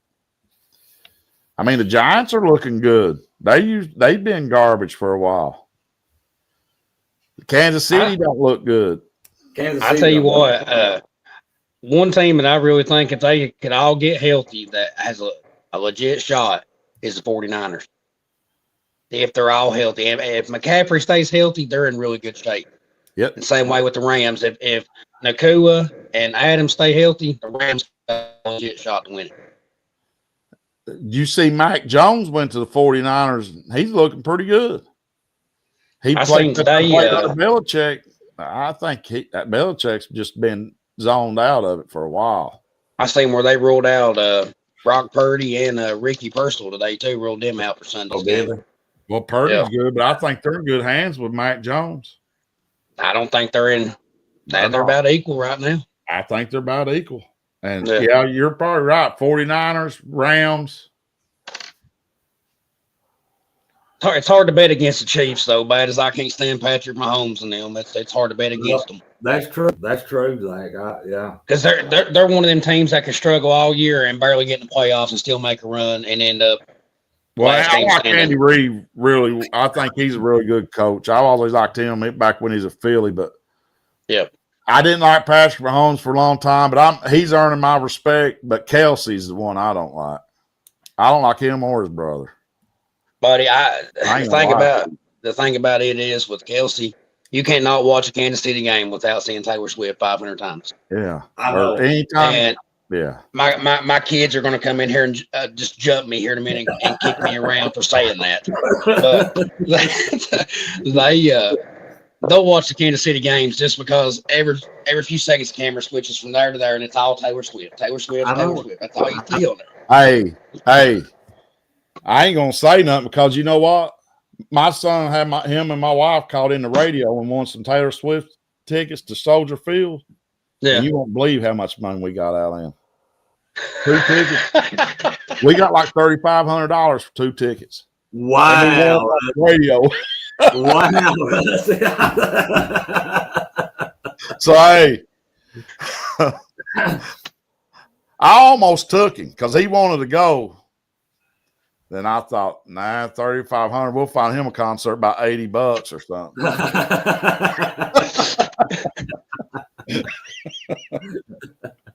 Well, guys, listen, we can't end without just a few minutes, guys, on this. If you're here in Kentucky, you know what's tomorrow night. You know what's tomorrow night is. Guys, we have got Big Blue Madness tomorrow night at Rupp Arena. That kicks it off. And guys, we're just going to run through the roster here right quick. They gonna have that same court? I don't know. Are they, Zach? Oh, I hope they do. I ain't for sure, but man, that was something to see last year. Yeah, I like that. I think that was the first. I think that's the first time in college basketball that they'd ever had a court like that, if I ain't mistaken. Yeah. What did they use that NBA All-Star game or something one time? Yeah. Now I seen where I can't remember exactly what podcast I was watching, but they said there's a couple big announcements coming tomorrow night. Oh, really? Basketball? Yeah, and I can't remember exactly who it was, but they said they couldn't go into full detail. But one of them involved another sport, and another one involved a possible recruit committing tomorrow.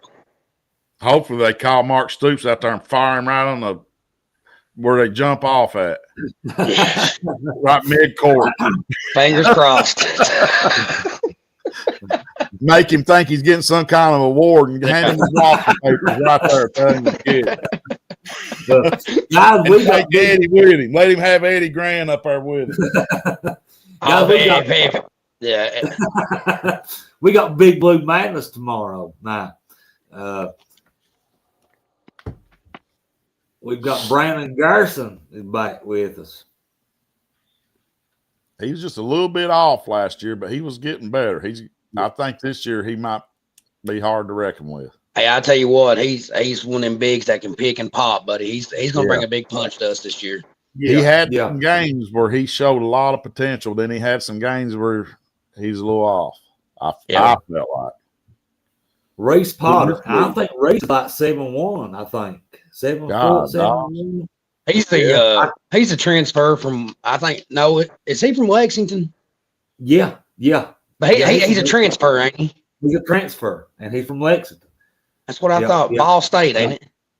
Something like that, yeah. Because I remember telling somebody, I said, he's coming back home. He's transferred to Kentucky. I'm all football still. You guys are teaching me a little bit here. Yeah. Well, you're gonna have to start learning, Rusty, because the seasons are gonna start intertwining here after that pretty soon. A couple more weeks. Thank God.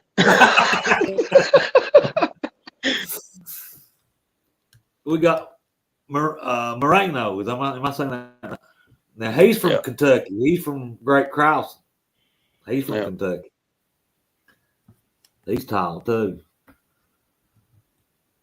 Somebody was saying they didn't know if we could be able to do anything in the paint, but sounds like they're always big tall dudes. Oh well, look here, we got an Alabama transfer, Big Mo.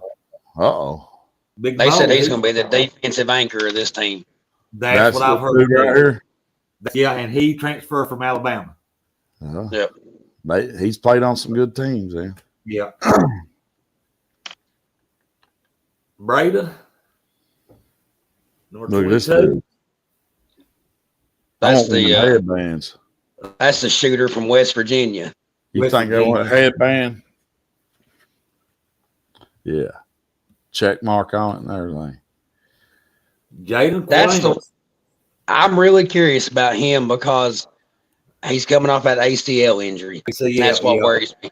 But, you know, I wish he would have stayed after Cal left because, you know, he was one of Cal's top recruits. He was one of Cal's top recruits. And he was one of the first ones to commit, and he was one of the first ones to decommit when Cal left. Yeah. And then I wish we'd have kept him. I thought that name was familiar. Yeah. I think he ended up being like ranked number 4 in the ESPN 100 when he came out. Oh, look at this. Jalen Lowe come from Pittsburgh, I think. At that right, Zach, I think. Pittsburgh. I don't think they said he was a real good scorer, but I don't think he's going to come into the SEC and do what he done against the ACC opponents. But they said he's one of the best passers in college basketball. That was my next thing. I saw clips of him, and I think he'll be a good floor general because he can get. I saw him; he could get the ball to the open guys. That's what I've seen, and that's what you need. You need a guy when that tournament comes around. The NCAA, we need us a good guard that can penetrate and get the guy and get the ball to the open guys. But now he averaged like 15 and he averaged like 15 and 7 at Pitt. Yeah. So he can dish the ball. Yeah. Oh yeah. And Harlan County, Trent Lowe from Harlan County. Yeah. Deep dark heels. I think his great uncles taught me school. And they wasn't no nonsense with them dudes. They had. Go ahead, Russ. Sorry. If he's anything like his great uncles, when he's speaking in a room, everybody's listening. Put it that way. Everything that I've seen so far of the preseason, he's the best shooter on the team again. Trent. Yeah, I've heard that. Yeah. Now he has just now been cleared to play. Ain't that right, Rusty? What you sent me? Yeah. He's been cleared to play right there. Pronounce that name for us, Brent. I can't. That's why I ain't going to. I'll have to. Well, as you see, Adrija Jovolak. Nailed it. Yeah. As you see, Mo from Alabama, I just called him Mo because okay, guys. Colin Chandler's back with us from last year's team. I'm glad he's back, but I tell you what, he he showed signs towards the end of the year of his true potential. Them first, we'll say 15, 20 games, he deserved to be on that bench a lot more than what he was on that court. But he actually stepped up in the SEC tournament and the couple games in the NCAA. He come along. You can tell he progressed a lot. Yes, he did step up. He really did. Use your phonics skills. Well, I ain't going. Hey, I did a pretty good job with it. You did, Rusty. Brandon Garrison, I think, didn't we go over Brandon? But now I heard Chandler's doing really good in practice right now. I heard he turned the corner. Well, like he's back. I have too. I've heard that too. But now I don't know. Cam Williams, goodness, Tulane. Yeah, he from Tulane. Or something. Cam Williams, and also, guys, I heard this team is more athletic than the one last year that we had.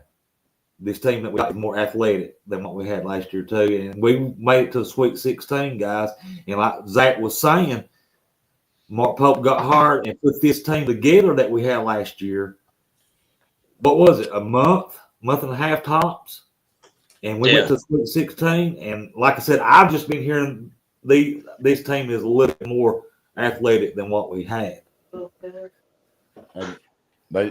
They definitely deeper. Definitely deeper. I heard we was deeper. Aberdeen from Florida, from that national championship team. Guys. See, now that experience go a long ways when we get in that tournament. Yeah. See, now Aberdeen was on that national championship team last year. Jasper Johnson, this is one I want to say too, Zach and Rusty. This is another one of them Lexington kids right outside of Lexington. Yeah, he come from Woodford County. County, yeah. He I think he's another left-hander. I think he's a left-hander, and I think Lowe's a left-hander. Yeah. And they was talking about both them being on the court at the same time, but both of them so good with their right, it would be hard to stop them either way. But one thing y'all was talking about was depth, and that's the only thing that worries me is we're going to be, 13, 14 players deep, and they're all going to compete for minutes. That's the only thing that worries me about this team. But we haven't had this in how many years? A long time. Very long time. Very long time we've not had this. Well, Pope's going to have to manage it. He's going to have to keep them all happy. And last, we have got Otega Oway. That's our X factor right there. And he means business. You know how I know? Cut them dreads. Cut them dreadlocks off. I don't know how I knew you was going to say it, Rusty, but I just had a feeling it was the dreads. Well, that's like them football players got them things, and then their helmets come flying off all the time. Them helmets can't fit them right. That should be a safety issue. So, guys, I think Pope waited, the last couple of weeks before Otega said he was coming back. I think he was sweating, but I think deep down he knew that we was going to have, such a deep roster. I think he knew Oway was coming back. Yeah, I do too. That's a good point. Yeah. Guys, that Big Blue Madness tomorrow. Kentucky's on a bye week. I'm going to be watching football tomorrow. Big Blue Madness. This is a very good team. This is a very good basketball team. I think I'm excited about it. But also, too, Harlan, Kentucky's Trent Noah on why he wears number, and everybody knows. But I'm going to go ahead. Yeah. Talk about basketball right now in this team. Harlan, Kentucky's Trent Noah on why he wears number 9. I wear number 9 because there are 8 banners hanging in Rupp Arena, and it's kind of like a little symbol and a little reminder. Number 9 is the goal, Trent Noah. And guys, I'm looking forward to this season. Okay, that was Big Blue Madness tomorrow. Guys, we got Kentucky football on bye week. Coming out of the bye week, we just went over their next, 4 games, and it's rough. It's rough. Texas, Tennessee, Auburn, Florida. it's going to be a challenge. It's going to be a challenge. Go ahead. Then, have y'all picked a backup team for football? I mean, for at least for this year until we see what we're going to do next year, because our season's shot. No, I'm not. I'm be honest with you. I'm not. I think I'm just so disappointed in I can't. My focus is just being, man. This is the same old stuff. The same old stuff, and I just can't focus on anything else. You know what are we going to do? How are we going to change this? I mean, that's what I'm stuck in. What we going to do? I don't know, guys. I usually take like the next SEC team. Once Kentucky's out of it, I'll take whoever I think can win it, has a legitimate chance of winning it in the SEC, and that's who I root for. But I don't know. Since I go to all these Notre Dame games and stuff, that playoff game was pretty cool to go to. I ain't gonna say it. Yeah. Rusty did get to go to the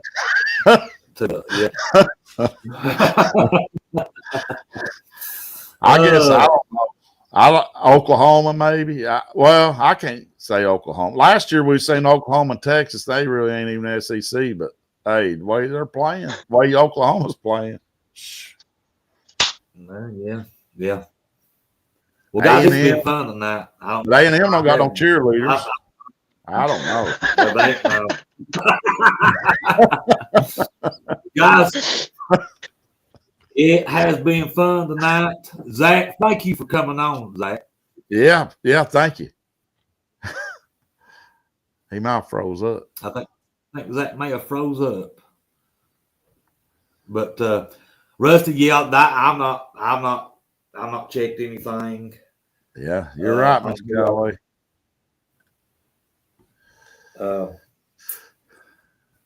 I have not looked at any other time like you talk about. I'm just very concerned. I'm concerned about our basketball. I mean, not our basketball. I'm concerned about our football team. Our future. I really not just this season, but our future. Like You're we right. know this future. Yeah, our future. Yeah, I'm just very concerned. Say with, and I guess that's what's. And then, like I say, when you hear all these people, podcasters or whoever, I think people pay them to say it. Oh, he's the greatest coach Kentucky's ever had. I throw up like a little acid reflux coming up because he's been there 13 years. You can say he's the winningest coach, and that's a fact. But that's only because he's been there 8. What did I say? How many more years longer than him? 5 more years longer than anybody else that, close to him. So, yeah.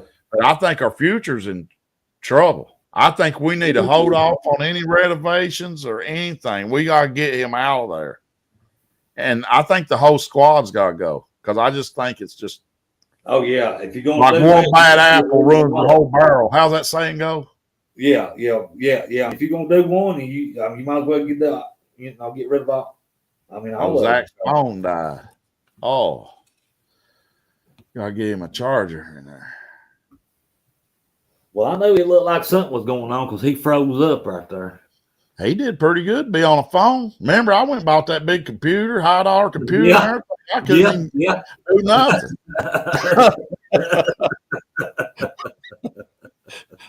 Our stuff's frying left and right, and he's sitting there on a phone. I couldn't even tell. I couldn't even get my mic to work tonight. That's why we was so late. Finally got it going. I don't know, Rusty. These computers are something like that, try to have to deal with. Yeah, I mean, we ain't growed up around them like you take. These younger generations, they'd be a little better with it, but we didn't grow up. We didn't know nothing about no computer. They had typewriters when we was in high school. They might have had them Commodore 64s, but Commodore 64, Atari. Played Oregon Trail or something. That's about it. Remember the old Apple computers that had the green right? Yeah, that wasn't the Commodores. That was the Commodore. I do remember the Commodore. Well, I think they had the Commodore and then the Apples. They was about the same. The Apple's the one I remember. Yeah, it had just the green. Maybe that's one. had a game on there like Space Invaders, and then you had cards on there. And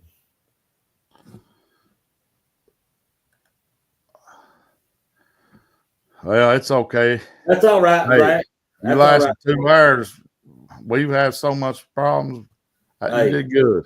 Listen, guys, we're going to get off here tonight. It's been a good show. I've had fun. I want to thank Zach for coming on. We'll get Zach back on here again. Rusty, Good guest. Good guest. good guest. Rusty's going to the ball game tomorrow. I'm going to watch a little bit of football. There's some games I'm interested in. And also tomorrow night, guys, I'm going to be watching Big Blue Madness. Yeah. Because in a couple of weeks, like I said, the seasons are going to start crossing. We're going to have football and basketball. And have you noticed too, Rusty, didn't basketball start a little later when we were growing up? Then it's kind of got a little earlier in November, ain't it? I thought so. Either that or the foot. I know the foot. Well, yeah, I thought it was a little later. I thought it was always like maybe the week before Thanksgiving they started. And Kentucky's open. They're opening up against a good opponent. Yeah. Purdue ain't no joke. No. I mean, normally Purdue plays really good until they get in the tournament. Yeah. That's something else down the road there too. We'll go over some of their schedules. I got their schedule. We'll kind of look at their kind of glance at Kentucky basketball schedule. But like I said, our football team's on a bye week this week, and they got to come back. Like I told you, like you and Zach. You know, those next 4 games, that's tough. That's tough. But listen, guys, me and Rusty going to get out of here tonight. Thank you for watching. We want to thank Overbay Enterprises for sponsoring the Wildcat Den. And guys, remember this. God loves you. Go Big Blue. Good night, everybody. Wow.